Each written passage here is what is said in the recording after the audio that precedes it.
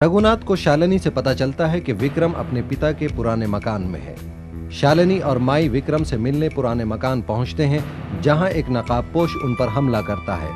Ashwani inspector सामंत को बताती है कि विक्रम पर हुए हमलों के लिए रघुनाथ और उसके पिता कृष्णकांत जिम्मेदार हैं। इंस्पेक्टर सामंत मुनावर को कोर्ट में पेश करने के लिए राजी हो जाते हैं। अश्वनी और बलराज कोर्ट की तारीख लेकर रघुनाथ को खुली चुनौती देते हैं। कोर्ट के बाहर एक बुर्कापोश विक्रम पर गोली चलाता है। दूसरी ओर से मुनावर पर भी गोली चलती है। विक्रम सामंत की गन से बुर्कापोश पर गोली चलाता है।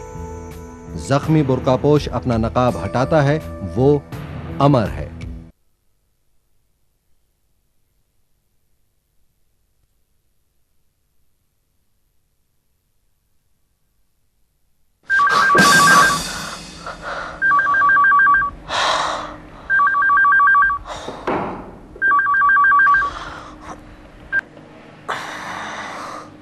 हाँ।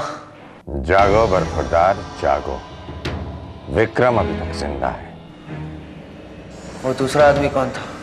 मैं भी हैरान हो गया था उसे देखकर। खैर उसका निशान अच्छा था। मेरे साथ डबल क्रॉस करने की कोशिश मत करना। तुम अच्छी तरह से जानते हो कि जान लेना मेरा पेशा है। ओके? और मेरा शौक। वो आदमी मेरा नहीं था। जख्म कैसा है? काम बोलो। उस जख्म का फायदा उठाओ। उस लड़की के इंतजार को खत्म करो।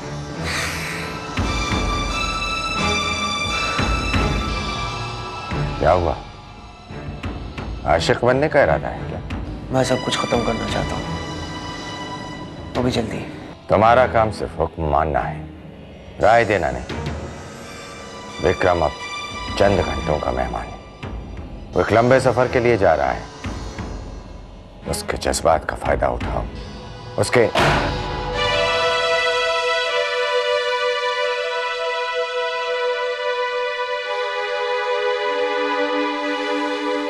और मैं क्या करती?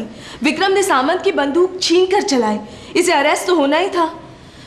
इसकी जमानत सिर्फ एक ही बिना पर हो सकती थी कि उस वक्त इसकी दिमागी हालत ठीक नहीं थी। और इसी बात का फायदा उठाकर अस्पताल के डीन ने भी फैसला सुना दिया कि फौरन इसे फर्दर ट्रीटमेंट के लिए विदेश भेज दिया जाए। फैसला तो डीन ने सुनाया, लेकिन इसे लिखा रघुनाथ ने था। अब हमें सोचना है कि आगे क्या करना है। मैं बताता हूं क्या करना है। पल्लू, मुझे कहीं से एक रिवॉल्वर, एक गन ला दो। फिर से मेरे हाथ से बच के निकल गया वो कमीना, वो नकाबपोश। मैं सारी गोलियां उसके सीने में दाग दूंगा। I will kill him, I will kill him. जानते हो, तुम्हारे इन्हीं हरकतों से उनका इरादा और भी मजबूत हो जाएगा।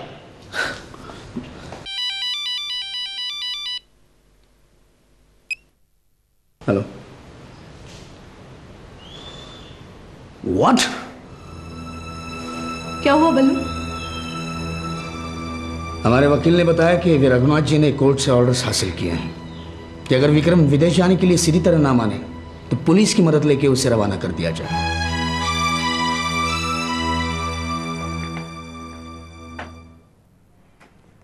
कोर्ट के फैसले का मुझे टेंशन नहीं था कृष्णकांत। वो तो होना ही था। बस विक्रम बच गया। आपके आदमी का निशाना कच्चा होगा। मानता हूं, पर ये मुनव्वर को किसने मारा? मैं तो हैरान हूं। कहीं ऐसा तो नहीं कृष्णकांत कि अपना नाम छिपाने के लिए तुमने ये कदम उठाया हो? अजी, हमारी इतनी हिम्मत कहां? मैंने तो सोचा था कि मुनावर मुझे फांसी पर लटकाएगा। यानी तुम्हें हम पर विश्वास नहीं था? यह ऐसी बात नहीं है, मगर मुनावर को इस तरह चुप किया जाएगा मैंने सोचा भी नहीं था। किससे बात की थी तुमने? कृष्णकांत, अगर ये काम तुम्हारी लड़की का है तो हमें सोचना पड़ेगा। ये चिंगारी पूरे जंगल को जला सकती है। उसे भड़कने से पहले ही बुझाना होगा, वरना हम में से कोई नहीं बच पाएगा।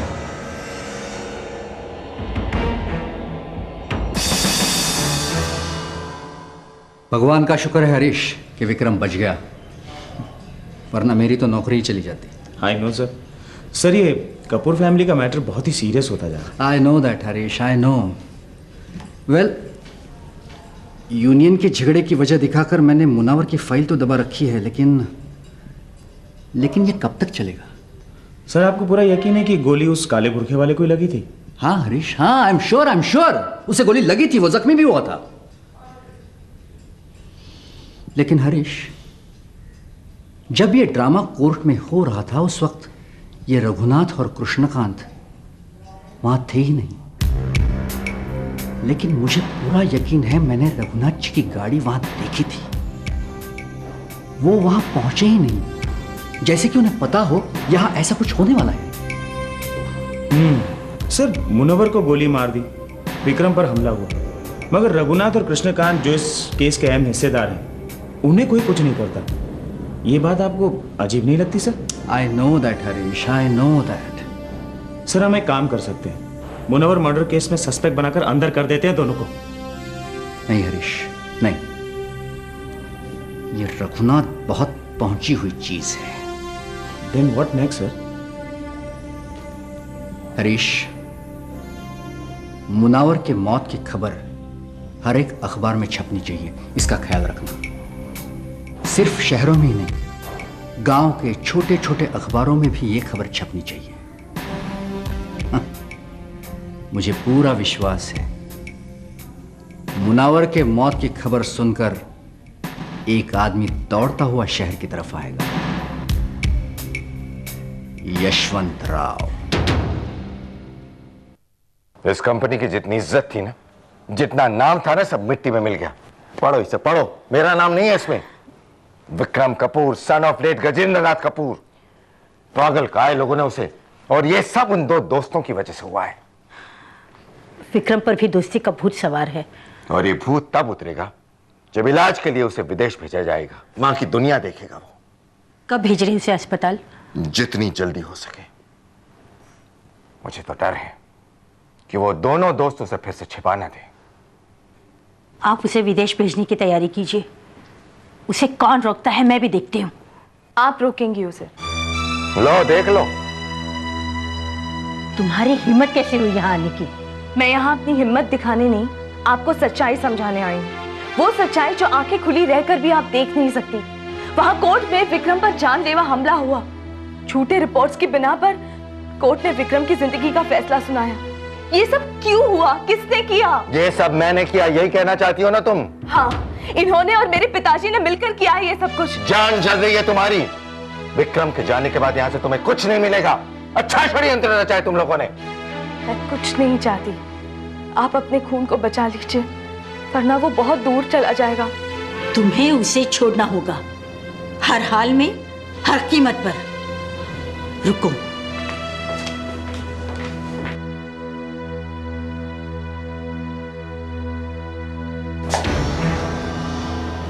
मानना पड़ेगा कितनी तड़प है अपने दोस्त के लिए, कितना अपनापन है इन बातों में। कृष्णकांत ने अपने घर में एक हीरा छिपा कर रखा था। कितने घटिया और कमीने इंसान हैं कि एक चोरी होते हुए भी इस हीरे को हम पहचान नहीं पाए। तुम्हारी हरदा हटके है अश्विनी। मुझे इंतजार है तुम्हारे जवाब का, खूबसूरत जवाब का।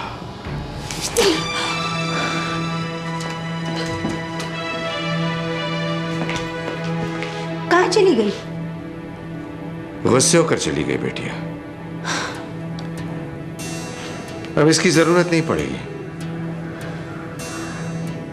मैं सामंत के साथ विक्रम को लेकर आता हूं। तुम सामान बांधो, आज रात को ही विक्रम सफर के लिए निकलेगा। विक्रम, जहां तक तुम्हारी सेहत का सवाल है, तुम्हारा विदेश जाना ही ठीक है। वहां इलाज भी होगा और यहाँ की बातों से तुम दूर रहोगे। यानी तुम्हें भी ऐसा लग रहा है कि मैं पागल हूं? लग नहीं रहा, यकीन है। पागल। माई, मैं वाकई दूर जाना चाहता हूँ, उस घर से, अपने दोस्तों से, सबसे दूर, नफरत करने वालों से भी दूर और चाहने वालों से भी दूर। अपने चाहने वालों से भी दूर भागना चाहता है तो? बिल्कुल।